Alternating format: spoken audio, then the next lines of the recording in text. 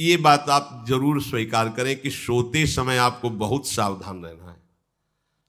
और प्रायः गलती सोते समय करते हैं उपासक की, कोई प्रपंच की बात याद करते हुए या मोबाइल देखते हुए या कोई गंदी चेष्टाओं का आपकी रात बेकार चली जाएगी।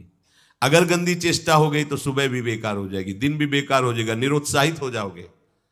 सोते समय आपको समय नहीं देना व्यर्थ चिंतन का। उसी समय विषय चिंतन होता है, उसी समय विषय भोग की आकांक्षा जागृत होती, उसी समय विषय देखने की इच्छा होती। मोबाइल है तो जिस समय आप अपनी शैया पर जाएं स्विच ऑफ कर दें। उसमें मैसेज घंटी आने का कोई भी रास्ता मत रखें। मान लीजिए आप उपासक हैं भगवत प्राप्ति के, 30-35 वर्ष ये नहीं था तो सब मर नहीं गए थे। और बोले इमरजेंसी, जब इसकी 30-35 वर्ष से पहले इसकी कोई रचना नहीं थी, मुझे लगता है, क्योंकि 30-35 वर्ष में ही इसका विस्तार देखा है। नहीं तो कभी किसी के पास मोबाइल नहीं। कोई बड़े अधिकारी तो इतना बड़ा वो, इतना बड़ा वाला वो ऐसे रखते थे। नहीं तो मोबाइल तो हमें लगता है 30-35 वर्ष। तो फिर इमरजेंसी कैसे चलती थी? कैसे चलती थी इमरजेंसी? और आप ब्रह्मा हो क्या कि इमरजेंसी संभाल लोगे? स्विच ऑफ करो। जो सब इमरजेंसी संभालने के लिए तैयार, रात दिन न सोता है, वो हर समय जागृत रहता है, वो हमारा आराध्य देव है। स्विच ऑफ करो, चिंतन लगाओ श्री जी का। ये जो रात्रि के शयन के समय मोबाइल में इधर उधर दृश्य देखने हैं, अपने सर्वनाश का बीज बोना है। मान लो, हमारी प्रार्थना मान लो, ये उस समय मन आपको परेशान करेगा जब कमरे की सिटकिनी अंदर से बंद होगी। सबसे प्रार्थना है रात्रि के शयन के समय। तो बोले फिर ठीक है 10 बजे तक देख लेंगे मोबाइल, इसके बाद शयन के समय भजन कर लेंगे। होगा ही नहीं। क्या तुम देखना चाहते हो? प्रिया प्रीतम के सिवा और कुछ क्या देखना चाहते हो? वो तो सुभग सुंदरी सहज सिंगार, सहज शोभा सर्वांग प्रति सहज रूप वृषभानुनंदिनी। हमारी स्वामिनी जी की सुंदरता छुपाने के लिए आभूषण पहनाए जाते हैं। औरों को तो आभूषण सुंदरता बढ़ाने के लिए। यहां छवि के छिपाए बे को ऐसे के दास होके क्या देखोगे मोबाइल में? क्या देखना चाहते हो? वासना की क्रीड़ा, और तुम उस क्रीड़ा को देखना चाहते हो? परमार्थ के पथिक हो।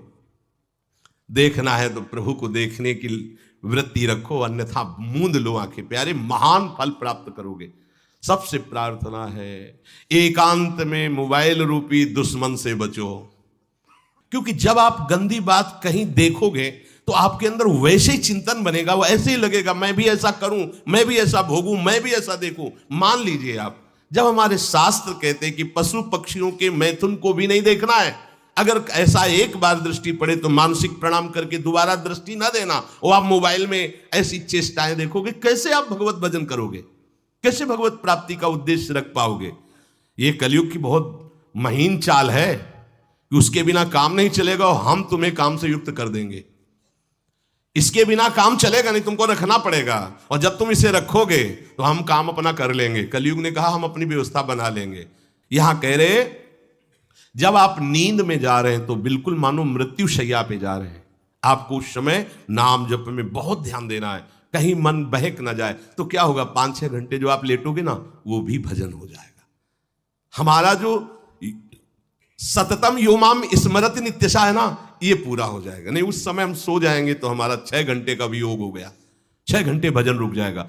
और ये 100% पक्की बात अनुभव की कहते हैं। यदि सोते हुए भजन करोगे तो जगते, कई बार तो पकड़ा है कि अगर आधे पद में बेशुद्ध हो गए तो वो पद पूरा जगते ही शुरू हो गया है।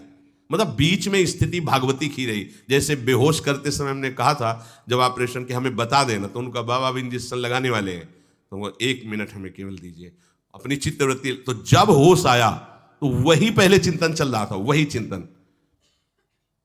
जैसे सोने के समय बेहोश हुए तो जगने के समय वही चिंतन, ऐसे ही इंजेक्शन से जब बेहोश हुए और जब होश आया तो वही चिंतन चल। बहुत बड़ा चमत्कार अभ्यास का है। नींद खुले तब से लेकर गाढ़ नींद आने तक स्मरण में कभी रुकना नहीं। और आपको एक छूट दे रहे हैं। कभी कभी क्या होता है कि एक मंत्र में, एक नाम में जैसे बहुत देर अभ्यास करते हैं तो मन उबने लगता है। इसका स्वभाव है, ये अनुभव की बातें कहते हैं। इसका स्वभाव है नवम नवम। नहीं तो ये मतलब, तो इसको हम लोगों ने कैसे फंसाया है। जैसे गुरु मंत्र जप रहे, अब 2-3 घंटे लगातार गुरु मंत्र जप, अब इसको उबन बढ़ी, अभी छोड़ रहा है, बीच बीच में पता चलता है छोड़ना चाहता है, छोड़ रहा है, तुरंत इसको नाम में फंसाया। अब थोड़ी देर नाम में चला, फिर उभरा, बहुत विचित्र है ये, अब उसको फंसा दिया। उस पीछे की बात अभ्यास के समय, नमामि शमीशान निर्वाण रूपम विभुम व्यापकम ब्रह्मवेद स्वरूपम। चिंतन, पदगान कर रहे, ये भगवान शिव पदगान कर रहे हैं और उसका चिंतन, निर्वाण रूपम विभुम व्यापकम ब्रह्मवेद स्वरूपम। अब अपने यहां अवसर है, सुंदर सुंदर कोई पद, गुरुमंत्र जब करते हुए मन जब उमने लगे, राधा वल्लभ श्री हरिवंश, राधा वल्लभ श्री हरिवंश, राधा वल्लभ श्री हरिवंश, इसमें भी उमने लगे, शुरू कर, जोई जोई प्यारो करे सोई मोही भावे, भावे मोही जोई, इसमें भी उबले लगे। सुधा निधि का कोई एक लाइन ले लो, ब्रह्मेश्वरादि सुदुरूह पदारविंद श्रीमत् पराग परमाद्भुत वैभव, ब्रह्मेश्वरादि सुदुरूह छोड़ना नहीं है, तू भाग में नवम नवम दे रहा हूं, नवम नवम। इसको फंसाने के लिए आपके पास अस्त्र हो, जैसे यहां चाकू, यहां पिस्तौल, तलवार, ये वो सब बिल्कुल वीर सजा रहता है, ऐसे ही अपने लोग सजे रहते। छोटा राधा, अब उन्होंने एकदम चिपक गया आके तो कैसे मारे, तो छोटी चाकू है ना वैसे, राधा राधा राधा, थोड़ा दूरी राधा वल्लभ श्री हरिवंश, थोड़ा और दूरी गुरु मंत्र, बड़े बड़े अस्त्र अपने पास रख ले, बहुत भाग रहा है तो फंसा दिया। प्रथम यथामति प्रणव श्री, अब लग पूरा पदगा उसमें लग, प्रथम यथामति प्रणव। भोजन पाते समय ऐसा अभ्यास किया है, 1 घंटा के पहले भोजन नहीं होता, चाहे 2 रोटी पाना हो, समय लगता है भोजन, आराम, एक एक नाम, एक कुछ भी हल्ला मचाओ, कोई फर्क नहीं पड़ेगा, अपना चलेगा। अभ्यास स्नान के समय, भोजन के समय, किसी क्रिया के करते समय, किसी से बात करते समय, सोते समय, ये विशेष स्थान जहां में सावधान रहना है, यहां भजन छूटता है, ध्यान देना, यही भजन छूटता है। चलते समय, क्रियावान होते समय, प्रसाद पाते समय या किसी से बतराते समय, ये सब भजन के छूटने के स्थान है और यही पकड़ना है भजन को। जब आपको बिल्कुल न लगे तो मानसिक सब बंद कर दो और गुनगुनाने लगो, जो धुनी आपको अच्छी लगे उसी में नाम, कोई नाम लेके, संसार का चिंतन ना होने पावे, चाहे जो कुछ तुम जहां तुम्हारा मन आवे, गंगावरी गोदावरी कुछ भी, भागवतिक चिंतन के सिवा संसार के चिंतन न होने पाए, पहले ऐसे अनन्य बनो, फिर बाद में अनन्यता आती, रसना कटो जो अन रटो। हाँ भी विषय चिंतन कर रहे हैं, प्रपंच कर रहे हैं, बोले रसना कटो जो अन रटो, और नहीं बोल सकते, प्रपंच बोलेंगे बस, रसना कटो, ये शब्द वहां नहीं आते। पहले हम आपको छूट देते, भक्त चरित्र, भगवान की चरित्र, नाम कीर्तन मंत्र, जो भी चाहो, संसार का चिंतन मत होने देना, पहले ये पकड़ो, फिर आगे चल करके जब पवित्र हृदय होगा तब ये निष्ठा आती, रसना कटो जो अन रटो, निरखियन फुटो नयन। मान लो संसार का चिंतन नहीं करने देना है इसको, आप जैसे बने वैसे करो भागवतिक चिंतन, कोई नाम ले लो, कोई मंत्र ले लो, तुम्हें जो प्रिय लगे, हम छूट देते हैं, ये नहीं करे कि रसना कटो जो अन रटो, ये बाद की बात है, हमें पहले इसका संसार चिंतन रोकना है।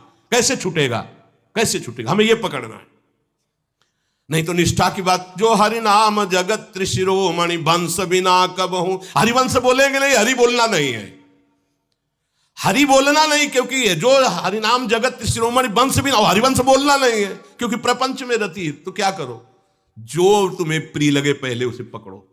ये हम अंदर की बात करें, प्रवचन की बात नहीं कह रहे, मन को फंसाना है हमें।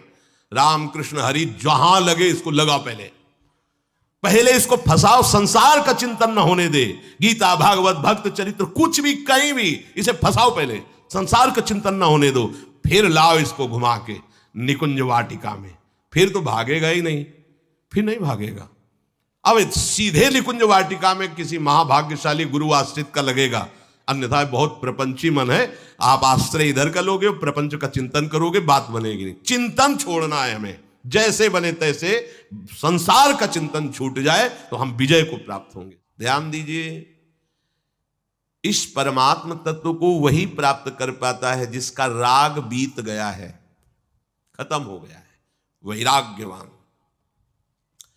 ज्यादा परिश्रम नहीं है वैराग्य में, विवेक नहीं होने के कारण हम वैराग्य नहीं धारण कर पाते। हम बाहरी बातों को वैराग्य ले लेते हैं, ऐसा कपड़ा बदल लेना या कपड़ा ना पहनना या लौकी का कमंडल, मिट्टी का पात्र, तो हम अपने को वैरागी। बात यहाँ नहीं रुकेगी। वैराग्य का इतना ही मतलब नहीं, ये भी एक बाह्य अंग है वैराग्य का, पर वैराग्य का सच्चा स्वरूप है वीतरागा। कहीं कुछ भी अच्छा नहीं लग रहा, कोई भी सुख आकर्षित नहीं कर रहा, लोक लोकांतर की प्रतिष्ठा, मान, सुख, ऐश्वर्य, व्यक्ति, कुछ अच्छा नहीं, राग खत्म हो गया। ऐसा उस अक्षर ब्रह्म को, अविनाशी तत्व को जान पाता है। जगते भयो फिरे बैरागी, जैसी हरिवंश प्रपंच बंच सब ये काल ब्याल को खायो। हालत यह है कि जैसे सांप ने मेढक को पकड़ रखा और मेढक सामने पतिंगा को, कीड़े को पकड़ना चाहता है, उसे यह पता नहीं कि मैं खुद किसी का कवल बन चुका हूं, वो एक झटके में मुझे अपने पेट में ले जाएगा। ऐसे ही हम सब हैं, काल के द्वारा ग्रसित है। काल ने हमें पकड़ रखा है, पर हम भोग भोगना चाहते हैं, हम नाना प्रकार की मान प्रतिष्ठा पाना चाहिए। ये पता नहीं एक झटके में हमारा अस्तित्व ही खत्म हो जाएगा। जिनके अंतःकरण में किसी भी व्यक्ति, वस्तु, स्थान, पद, प्रतिष्ठा का राग ही नहीं रह गया है, उसे कहते हैं वैराग्य वान। वीतरागाह, राग ही नहीं है। जिनका अंतःकरण निष्पाप निर्मल हो चुका है, जिनके हृदय में केवल भगवत प्राप्ति की उत्कट लालसा जागृत हो गई है, ऐसा साधन संपन्न उपासक परमात्म तत्व में प्रवेश पाता है। अध्यात्म मार्ग की ऊंचाई पर वो स्थित हो जाता है। यदि छंतु ब्रह्मचर्यम चरंती, जिनकी इच्छा एकमात्र भगवत प्राप्ति की है, यदि छंतो, तो उनको क्या करना होगा? ब्रह्मचर्यम चरंती, ब्रह्मचर्य का पालन करना होगा। प्रत्येक इंद्रियों का निर्विषय हो जाना वास्तविक ब्रह्मचर्य है। केवल जनेंद्रिय से ही ब्रह्मचर्य को नहीं लेते। हमारी प्रत्येक इंद्रिय भोगों से रहित होकर भगवत अनुराग में, नेत्र प्रभु को देखना चाहते हैं, त्वगेंद्रिय प्रभु को स्पर्श करना चाहती है, घ्राणेंद्रिय प्रभु के श्री अंग की गंध पाना चाहती है, श्रवणेंद्रिय प्रभु के वचन सुनना चाहती है। एक एक इंद्रिय अपने प्रभु में लग गई, अंतर्मुख हो गई, बाहर विषयों का त्याग हो गया। इसे ब्रह्मचर्य कहते हैं। पर प्रारंभिक ब्रह्मचर्य में जनेंद्रिय का ब्रह्मचर्य अत्यंत आवश्यक है। यदि जनेंद्रिय जन्य व्यभिचार दोष से युक्त है तो कदापि उसे भगवत प्राप्ति नहीं हो सकती। शुभ गति व्यभिचारी शुभ गति चाहे, असंभव। और भगवत मार्ग में सबसे बड़ा दुश्मन यही व्यभिचार दोष है, काम। इसी से हमारा हृदय मलिन होता रहता है, अंधा बटे और बड़ा चबाए वाली दशा रहती है। हमें 50 वर्ष हो गए, अरे 50 जन्म हो जाए, तुम व्यभिचार करो, गंदी बातें करो, गंदे चिंतन करो, सो समय व्यतीत करें, अनंत जन्म व्यतीत हो गए, भगवत प्राप्ति हुई क्या? 50 वर्ष से भगवत प्राप्ति हो जाएगी क्या? 5 मिनट काफी है भगवत प्राप्ति में, एक बार नाम काफी है। वो स्थिति तो लाओ। बार बार बहिर्मुख वृत्तियों के द्वारा विषयों में सुख बुद्धि कर लेने से हमारा सारा का सारा अध्यात्म चिंतन बदलता रहता है, इसलिए लाभ नहीं मिल पाता, एक रस चिंतन नहीं रह पाता। बार बार विक्षेपी विषय करते रहते हो, हम सहते रहते हैं और भोगते रहते हैं। एक बार तो हिम्मत करके उठो, अवलो नशानी अब ना नशई हो, एक बार तो दृढ़ बनो। बस मन के अनुकूल चलने की बात को तुम्हें रोकना होगा, तभी तुम्हारे अंदर यदि क्षंतो, ऐसी इच्छा जागृत होगी। पक्का पक्का ऐसा ही है। जब हम किसी विषय के वेग को सहते हैं, विषय नहीं भोगते हैं, तो मन बहुत जलाता है। उस जलन में फिर एक ही बात होती है, बस भगवत प्राप्ति हो जाए, झंझट खत्म हो जाए। कब तक हम इसमें चलेंगे? एक बार भगवत, वो जलन हमको भगवत प्राप्ति की इच्छा प्रकट करती है। अपने लोग क्या करते हैं? जलन को मिटाने की कोशिश करने लगते हैं तो भगवत प्राप्ति की इच्छा क्या, भोग प्राप्ति की तृष्णा जागृत हो जाती है। भोगे हुए भोगों को बार बार भोगने की इच्छा का नाम तृष्णा है।